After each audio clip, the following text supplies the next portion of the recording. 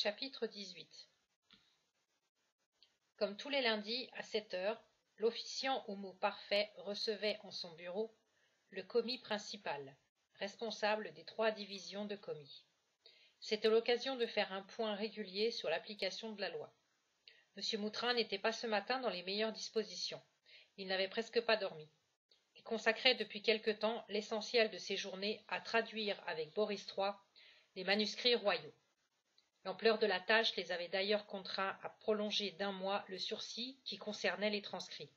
Charité bien ordonnée. Et la nuit, M. Moutrin avançait tant qu'il pouvait la traduction légale du De Natura, son ouvrage monumental. Il menait 2 versions simultanées. Ne parvenant pas à résoudre ce dilemme, fallait-il transcrire le texte du latin en poldovar ou conserver le latin original en l'expurgeant des e? La deuxième solution avait ses faveurs, car on sait bien que c'est le latin qui exprime le plus fidèlement les choses savantes.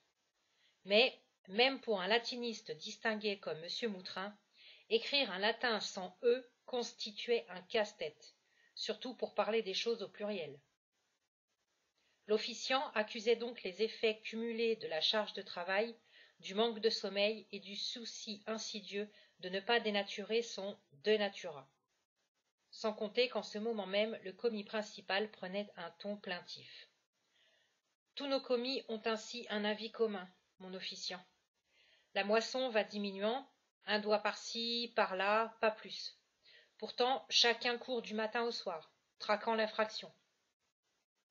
M. Moutrin haussa les épaules. La raison la voici.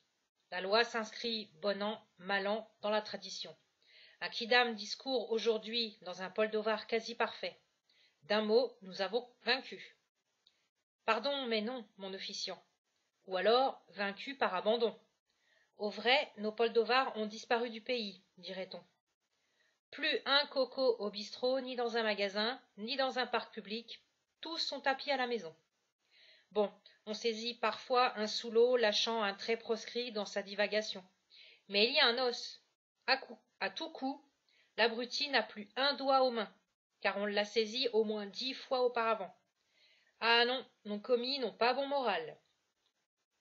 Vos commis sont agaçants au plus haut point. A-t-on mauvais moral pour avoir moins d'occupation? Sont-ils au courant du travail qu'a un officiant tout au long du jour? Nous l'imaginons, mon officiant. Mais voyons la situation à la façon d'un commis.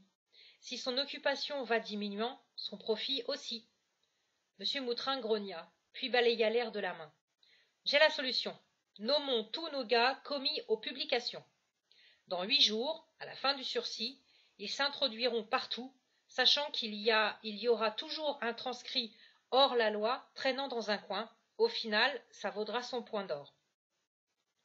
L'officiant frémit alors intérieurement. Lui-même n'avait plus qu'une semaine pour terminer la nouvelle version du De Natura. Le commis principal approuva la mesure. Ça va ravir nos gars, mon officiant. À propos d'innovation, par rapport au cas du soifard, si on adaptait un tablançon au doigt, au doigt. Il désigna ses pieds. Au doigt du sol, traduisit Moutrin. Ma foi, oui, la proposition a du bon. L'outil aurait sa fonction. Hop, nous la domptons.